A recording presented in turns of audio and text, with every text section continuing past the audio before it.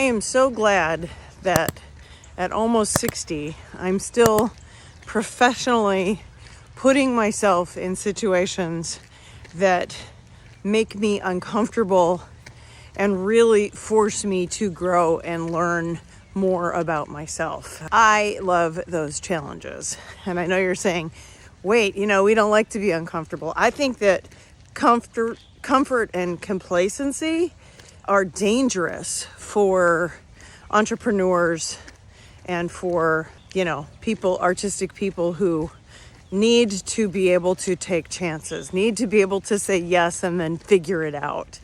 Yeah, is it hard? But I've spent a lifetime. I started thinking about a lot of the times that really moved the needle forward for me when I was 12 or 14. I don't remember how young I started, but we started a band. We didn't know what we were doing. And we went out and got bookings. We didn't know if we could get bookings, but we did.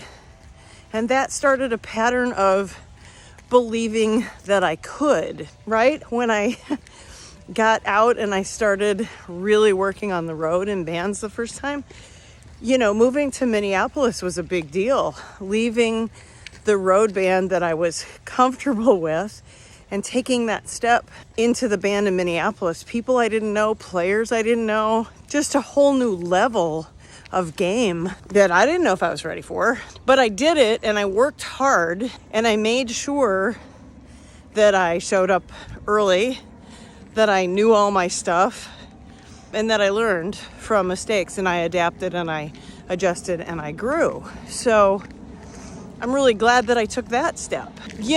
Singing at the Southwest Emmy Awards, I didn't know, meeting the songwriter, if I was good enough. But what would have happened if he said no? I didn't have it in the first place, so what did I lose? Nothing. And I made a potential connection, but he did. He said yes, and talk about nerves on that stage. But you do it, you grow, you learn from it. Teaching at UNLV, I know a lot about jazz, but even though I've been teaching, let's just talk about that. Teaching since 1991. I started teaching what my teacher, Maestro David Kyle, I started teaching the lessons that he was teaching me. I didn't know that was going to turn out to be a career. People were just asking me about it, and since I had a little more knowledge than they did, I tried to teach them what he was teaching me. Starting a 30-plus year career as a teacher, right? But teaching at UNLV, right? Teaching private voice students is a lot different than teaching on the campus of UNLV, right? I had no idea, and it was scary, and I didn't know about using room technology and standing in a raked room with students, trying to make lectures interesting, and I had no idea about that, but it forced me to grow, and it forced me to learn, and it didn't kill me. I was in a band once, and our big joke was, yeah, but did you die? And if you didn't, you learned, right? I don't look at failure as something bad. I look at failure as information. Failure is just giving me information about what I might do differently, or a path that I don't want to take. But failure to me also means growing, right? Failure means growth, because I'm pushing myself outside the bounds of my comfort zone, and I am trying new things, which means growing, or at least trying to grow. And if you learn something, you are growing. So, and then leaving UNLV to come back to the state of Alabama and do my master's program, I had no idea. I had a story, one of the myths of my childhood that I sort of always had rolling around in my head that I have since dealt with, and I think is not true. But this story, these beliefs, and this story came to me, wasn't even my idea, but my mom always used to feel really uncomfortable in rooms of academic people. And so I grew up with this myth that creatives and academics, that creatives would never fit in.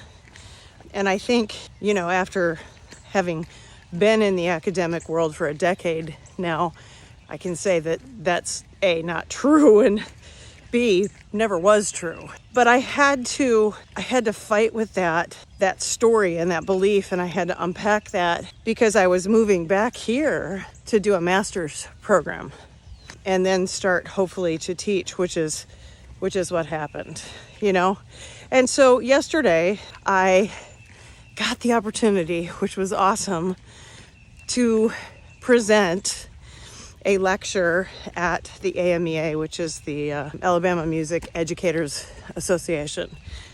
And, I got to say, there was a moment I walked in and I saw that theater, 280 seats, I think, 30 or 80, I can't remember.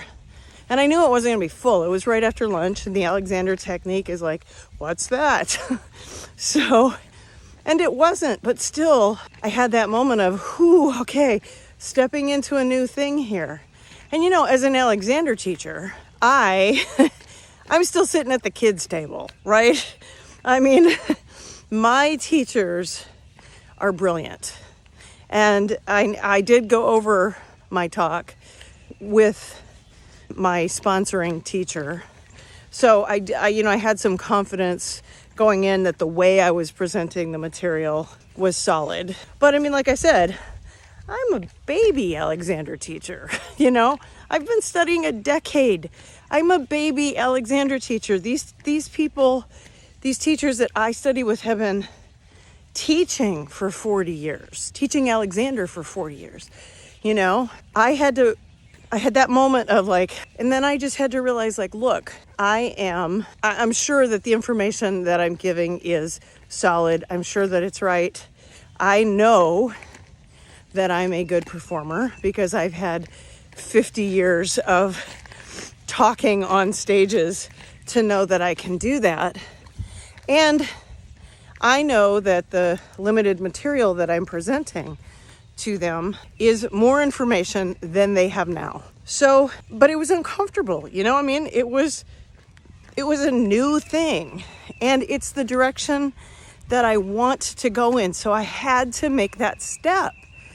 I had to take the step of being uncomfortable and just going ahead and doing the thing that, I didn't know if I was really ready for and really could do. I just had to go do it. And I guess what I'm hoping, that you see that I've had this long career of, and there are thousands more. I could tell stories for days about things, career opportunities that I stepped into, but I've had this whole career. It doesn't stop.